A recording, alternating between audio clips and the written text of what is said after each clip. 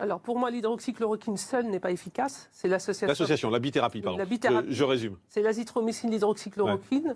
Moi, je pense qu'en tout début de maladie, il n'y a pas besoin, puisque la plupart des patients vont évoluer favorablement. Mais quand on commence à avoir des signes pulmonaires, notamment au scanner ou cliniquement, ou que les gens commencent à s'aggraver, se désaturer, avant même qu'ils arrivent à l'hôpital, il aurait fallu qu'ils soient traités vers ce J4, J5. Et nous, on a été énormément en colère. D'ailleurs, tous mes collègues médecins qui ont été malades ont utilisé son traitement. Honnêtement, je vais vous dire un truc. Tous mes confrères médecins qui ont été touchés par le Covid-19 ont tous pris de la chloroquine. Donc il y a une espèce d'hypocrisie à dire qu'on va attendre des études pour savoir ce qu'on fait. Vous continuez à nous dire, professeur, que, pour être très clair, que l'hydroxychloroquine, ça marche. Monsieur Morandini, écoutez-moi une seconde. Je vais essayer de vous redire quelque chose. Vous avez assisté à la plus grande escroquerie que je n'ai jamais vue de ma vie avec la toxicité de l'hydroxychloroquine. Vous l'avez vu, ça. Et ça devrait vous poser la question de savoir, mais attendez, est-ce qu'on me ment ou est-ce qu'il n'y a que là-dessus qu'on me roule dans la farine? Vous devriez vous poser. Et je suis sidéré qu'on ne se la pose pas. Ça n'est jamais arrivé un truc pareil. Jamais. Vous vous rendez compte? Il y a des gens qui ont réussi à essayer de faire croire et qui ont réussi à le faire croire à des gouvernements et à l'OMS qu'un médicament qui a 70 ans, qui est un des 2 médicaments les plus prescrits de l'histoire de l'humanité, tuait 10% des gens à qui on le donnait.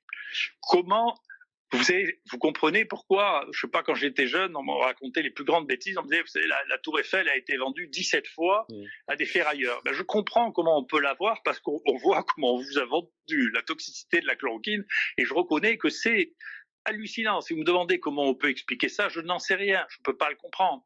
Et je ne comprends pas pourquoi ça, vous l'avez effacé de vos tableurs. Vous devriez poser la question à savoir, est-ce que vous avez cru à cette histoire de toxicité de l'hydroxychloroquine? Est-ce que vous avez vraiment cru que c'était possible qu'un médicament aussi connu que ça puisse être toxique à ce point? Et comment un journal comme le Lancet, qui devait avoir 3 ou 4 éditeurs, 5 reviewers, a pu laisser passer une chose pareille et quelque chose qui doit amener à réfléchir sur l'état de notre société. Parce que ça, c'est profondément l'état de notre société qu'on peut berner à un point incroyable et qui est si facile à berner qu'elle a oublié, il y a 5 minutes après, qu'elle a été bernée d'une manière absolument incroyable. Il y a une dramatisation qui ne correspond pas au risque que chacun court dans cette affaire, qui continue et effectivement on peut se poser la question de savoir si maintenant définitivement l'Europe de l'Ouest va vivre en restant à la maison. C'est une vraie question parce que nous on voit sur les données où on a essayé de gérer les choses, d'aider à gérer les choses raisonnablement, il n'y a pas de changement de l'espérance de vie à Marseille dans le courant de l'année 2020 par rapport aux années précédentes. Donc on se demande jusqu'où ça peut aller cette terreur généralisée et plus on a peur, plus le risque de mal gérer les situations augmente. C'est vraiment clair. Et donc on se retrouve avec des situations que moi je ne comprends pas du tout. Je vois, il est encore sorti cette série des essais thérapeutiques en Angleterre, dans lequel, dans toutes les branches qu'ils ont testées, il y a 25% de mortalité, dont plus de 40% en réanimation. Je ne sais pas de quoi ils parlent, je ne sais pas ce qu'ils ont fait à ces gens, je ne sais pas comment ils les ont attrapés, je n'arrive pas à comprendre parce que ce n'est pas une maladie que je vois moi. Alors donc il existe peut-être plusieurs maladies liées à ça, mais moi je ne vois pas ça. Mais même ici à Marseille, il y a des gens qui sont terrifiés, qui font des crises de nerfs, qui sont terrifiés parce que bien qu'ils aient les mêmes données et les mêmes chiffres que moi. Donc je vois qu'il y a dans cette maladie une importance de la réponse sociale et civilisationnelle qui est différente en fonction de la nature des gens et de leur capacité ou de leur désir d'analyser les données objectives. Et d'ailleurs, vous savez bien que si vous êtes malade, vous voulez que je vous dise quelque chose, monsieur Morandini, vous avez une très grosse expérience. Si vous êtes malade, la semaine prochaine, vous allez m'appeler. Je pense. Voilà. C'est la réponse à votre question. Moi, je pense, effectivement, je suis honnête. Parce que c'est ce qui se passe tout le temps. Voilà. Je peux vous le dire, c'est comme ça que ça se passe. Professeur, quand vous voyez les Ça réactions... fait de la crédibilité, ça fait...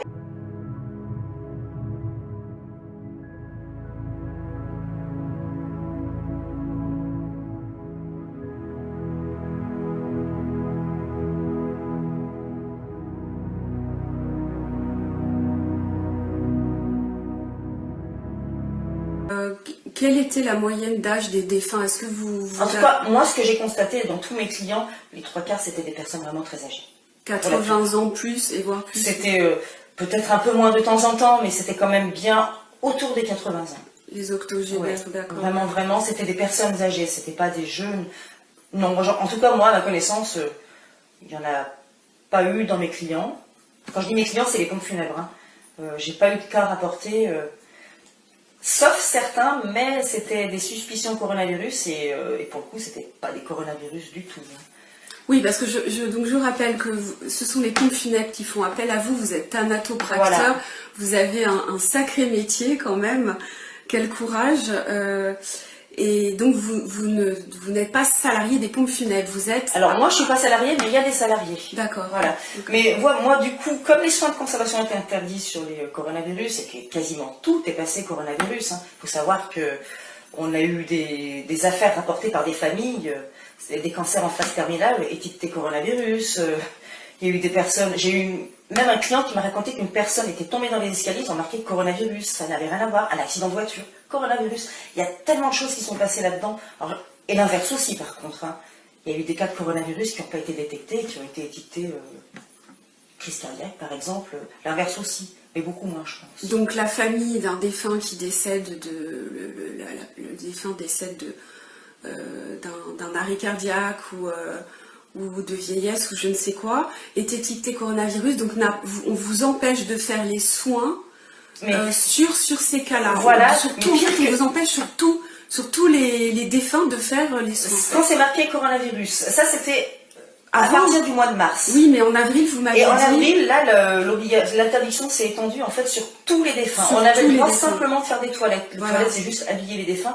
Seulement, il y a des défunts qui ont besoin de soins. Des fois, il n'y a pas le choix, on ne peut pas les présenter autrement. Bien entendu. Alors, ça n'a duré qu'un mois, parce qu'ils se sont rendus compte, je pense, de la grosse bêtise, parce qu'on a eu des catastrophes dans des funérariums où des pompes funèbres étaient obligées de présenter des défunts qui n'étaient pas atteints du coronavirus, mais sans soins. Et vous voyez cette augmentation majeure qu'a été le tsunami de la première vague, et l'équivalent actuel de ce qu'on nous annonce, avec une épidémiologie liée à des modélisations fausses, fondées sur de mauvaises hypothèses, voudrait nous faire croire qu'il existerait une deuxième vague avec 30 000 nouveaux décès d'ici novembre. Voilà ce qu'il faudrait voir apparaître pour arriver à 30 000 nouveaux décès supplémentaires en novembre.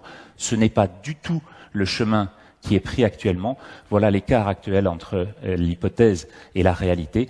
Et c'est donc bien cette énorme différence qui crée toute la controverse actuelle et qui nous dit, avec les 76 décès hier, il n'y a pas en Europe comme en France d'excès de mortalité dans la dernière semaine actuellement. Et il n'y a pas eu ensuite pour l'été ni pour l'automne, pour l'instant, de réaugmentation de cette mortalité.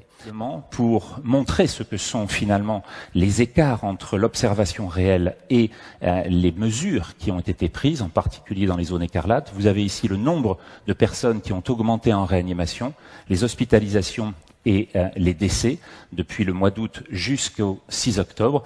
Vous voyez que par rapport à la ligne des 5000 lits de réanimation, on est à 28%, mais par rapport aux 7000 qui étaient celles que nous avions atteintes au mois de mars, on est à 20%, et par rapport aux 12 000 annoncés par les instances sanitaires, nous ne sommes qu'à 12%. Donc, un certain nombre de publications nous ont dit que 45% de la population suffirait, et non pas les 70% vaccinaux, pour pouvoir obtenir cette immunité collective. Si vous faites le total de tout ce qui a été vu semaine après semaine des cas positifs, 1 million de personnes tétées la semaine dernière, 10% de positivité.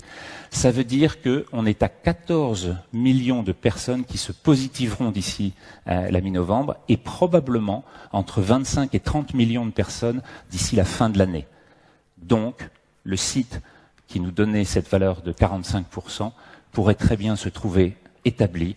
Et c'est cette question-là qui revient à nous poser la question du masque bigoudin et de son utilité. Merci. Bravo. Il nous reçoit à l'Université de médecine de Paris-Descartes. Les épidémies, c'est sa spécialité. Cela fait 30 ans que ce chercheur étudie comment elles se propagent. Et il est plutôt déroutant. Car selon lui, les chiffres du Covid-19 seraient rassurants.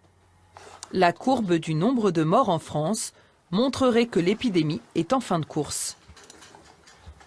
Donc ça c'est aujourd'hui et ça c'était le C'était pendant le... Ici, il y avait presque rien et subitement, la semaine suivante, on monte énormément. Alors que là, on monte un tout petit peu. Qu'est-ce qui nous dit que ça va pas faire comme une deuxième vague? On n'est pas du tout dans la deuxième vague. La deuxième vague, ce serait une montée rapide, exponentielle, du nombre de cas de malades. Or là, ça n'augmente pas énormément, ça augmente un petit peu et depuis longtemps. En gros, ce à quoi on assiste, c'est des petits rebonds éparses. Et ça, c'est tout à fait normal dans une épidémie. Laurent Toubiana va même plus loin. Selon lui, la deuxième vague n'aura jamais lieu. Elle n'arrive pas simplement parce qu'on fait une erreur de croire que l'intégralité de la population est susceptible d'attraper la maladie.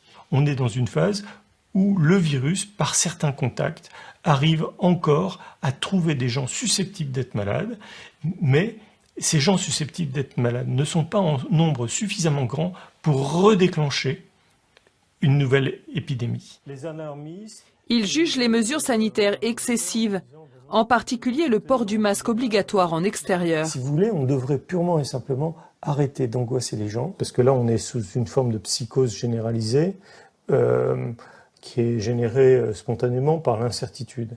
Donc cette incertitude est insupportable, donc on fait n'importe quoi, presque une forme de gestuelle symbolique qui s'apparente presque finalement à la superstition.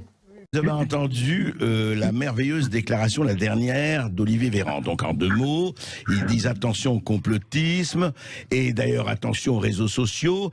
Et il a parlé évidemment, regardez la Brésil qui a basculé à l'extrême droite avec Bolsonaro, regardez l'Amérique de Trump. Je rappelle simplement que les élections brésiliennes ou américaines avaient lieu bien avant le Covid-19, mais ça ne fait rien. Qu'est-ce que ça veut dire? Qu'est-ce que ça traduit surtout? Il ne s'agit pas de qu'est-ce que ça traduit? Complotisme, réseaux sociaux, etc. Moi, vous savez, ce qui m'a rassuré, c'est d'entendre finalement le nom de Véran concernant les propos qui étaient tenus. Sinon, je vous aurais demandé quel était cet individu délirant que vous me faisiez entendre, et vous faisiez entendre au public. Ouais. Parce que ce sont des propos de nature psychotique. C'est une interprétation pathologique de la réalité, avec une idée préconçue préalable, bien sûr. C'est totalement délirant, historiquement absurde et politiquement absurde, parce que finalement, il oublie que Sanchez en Espagne, il est socialiste, hein, d'accord? Oui. Donc, c'est pas, tout le monde n'est pas passé à l'extrême droite au nom de leur... Bon, c'est ridicule. Voilà, mais indépendamment de ça, le but, je crois, c'est de contribuer à renforcer la dimension de terreur et de soumission chez les gens. C'est-à-dire que si vous êtes, et ça, je reviens sur la notion de théologien dont je parlais, puisque M. Véran est neurologue, paraît-il, mais qu'il est que très peu exercé. En fait, ce qu'il essaie de dire aux gens, c'est si vous ne pensez pas comme il convient de penser, vous êtes malade. Et à défaut d'être malade, vous êtes complotiste. Mais le complotisme est une forme de pathologie. C'est une pathologie sociale et idéologique. Et qu'il faut évidemment mener peut-être en camp de rééducation, peut-être, non? Je ne sais pas. Si on va arriver à ça. Les camps de rééducation, ils existent, puisqu'on ne peut pas sortir de chez soi, sinon avec une permission, et bientôt on ne pourra pas faire un certain nombre de kilomètres. C'est pire que des camps qui existaient par le passé, dans certains cas.